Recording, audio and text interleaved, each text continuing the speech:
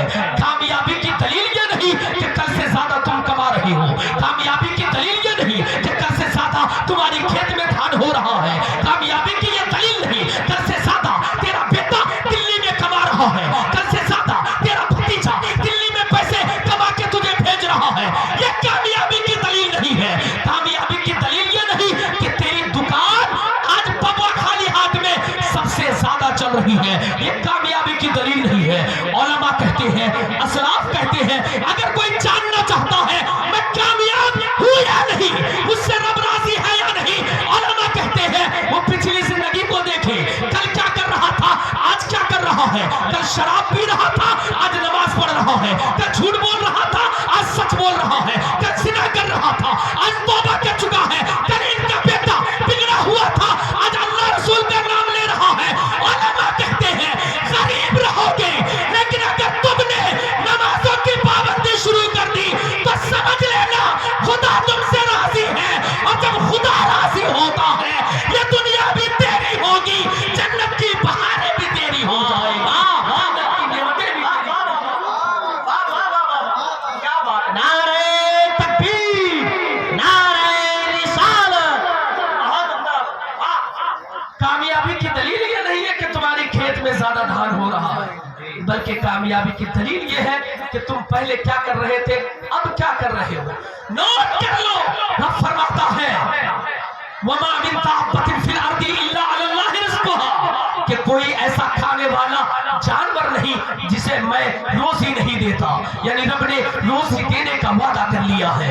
رب روزی پہنچاتا ہے, روزی عطا کرتا ہے. چوٹی کو کون روزی دیتا ہے, رب عطا کر رہا ہے.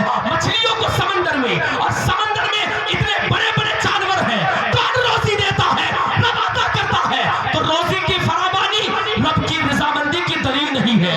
علماء کہتے ہیں رب جس سے راضی ہوتا ہے اس کی پیشانی کو سجدے کی طرف عطا فرماتا ہے. ان کے قدموں کو اتنی طاقت دیتا ہے کہ وہ قدم مسجد کی طرف چل رہے ہوتے ہیں. ان کے ہاتھوں کو اتنی قوت ملتی ہے کہ وہ ہاتھ غریبوں کو سہارا دیتے ہوئے نظر آتے ہیں. یہ کامیابی کی دلیل ہے. اس لیے صاحبوں, دنیا کی نظر میں کامیاب نہیں, رب کی نظر میں کامیاب بنو. یہ دنیا کیا ہے, جنت بھی تیری ہے, جنت کی بہاریں بھی تیری ہے, جنت کی نعمتیں بھی تیری.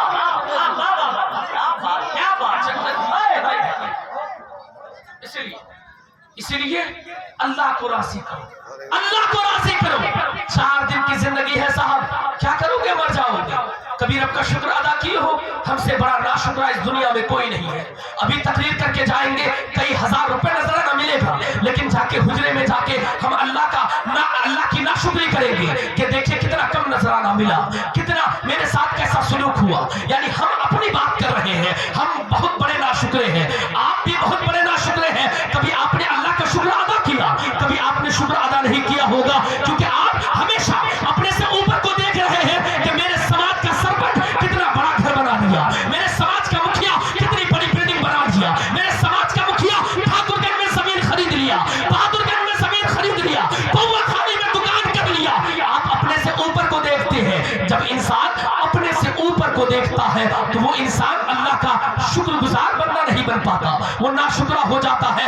علماء کہتے ہیں اور میرے آقا فرماتے ہیں انظروا من هو اسفل منکم, اپنے سے نیچے کو دیکھو اگر رب کا شکر گزار بندہ بننا چاہتے ہو. کیا مطلب ہے, مطلب یہ ہے کہ اپنے سے نیچے کو دیکھو, یعنی تم اس آدمی کو تو دیکھو جس کے پاس ہاتھ نہیں ہے, تیرے پاس ہاتھ ہے. کبھی اس آدمی کو دیکھو جو ایک کمبل لے کے پوری زندگی روڈ کے کنارے گزار دیتا ہے. اتنی ٹھنڈ میں ان کے پاس نہ کپڑے ہیں, نہ بستر ہے, نہ پہننے کے لیے کپڑے ہیں, نہ کسی چیز کا انتظام ہے. تم شکر مناؤ, صبح اٹھتے ہو گرم چیزیں مل جاتی ہیں, رات میں سوتے ہو گرم بستر مل جاتا ہے.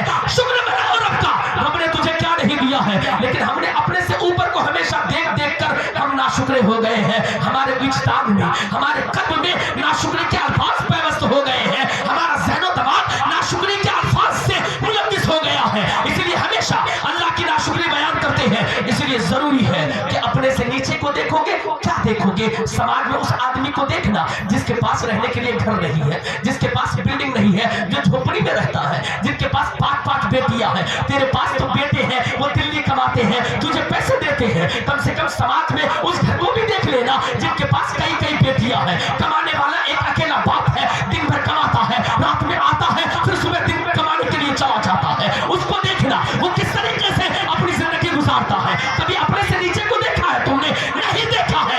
उसे देखो जो रास्ते में चल रहा है, जिसके पास दिमाग की दौलत नहीं है। रब तबारक व तआला ने सेहत तो दी है, लेकिन उसके दिमाग की दौलत खत्म हो गई है, दिमाग का पावर खत्म हो गया है। लोग उसे पागल कह रहे हैं। रब ने तुझे इतनी बड़ी नियमत, दिमाग जैसी नियमत अता की है। रब तबारक व तआला ने तुम्हें हाथ दिए हैं, रब तबारक व तआला ने तुम्हें पैर दिए हैं, रब तबारक व तआला ने ये सारी चीजें दी हैं, फिर रब का शुक्र क्यों अदा नहीं करते?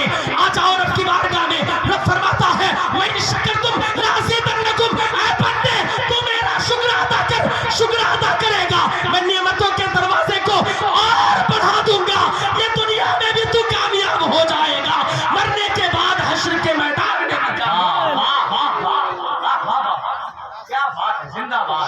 किया कभी आपने? शुक्र करे रब का शुक्र। और सुने, जलसा जुलूस में बहुत जाते हो, मज़ारात में भी बहुत जाते हो, मैं देखता हूँ ना, बहुत जाते हो। मज़ारात के हम मुखालिफ नहीं, जो साहिब मज़ार वाकई मुत्तकी परहेज़गार है, उनके मज़ार की हाजिरी पर हमें चंदा एतराज नहीं, कोई एतराज नहीं, चूचा भी नहीं कर सकते हैं, क्योंकि मज़ारात से रूहानी फैजान बढ़ता है। हम एतराज नहीं करते, लेकिन मज़ारात पे जाने के बाद तुमने जो मज़ारात पे जाने के बाद रविश कायम की है, उस रविश पर काम करने की जरूरत है।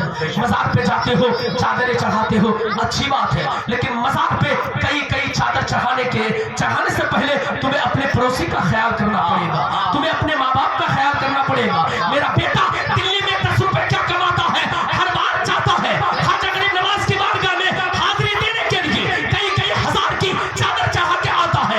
मैं मुखालिफ नहीं, चादर चढ़ाए, लेकिन मेरे बेटे को कोई समझाए कि ख्वाजा गरीब नवाज की बारगाह में चादर चढ़ाने से पहले पड़ोसी को देखने का हुक्म है, ख्वाजा की बारगाह में चादर चढ़ाने से पहले अपने माँ बाप को देखने का हुक्म है।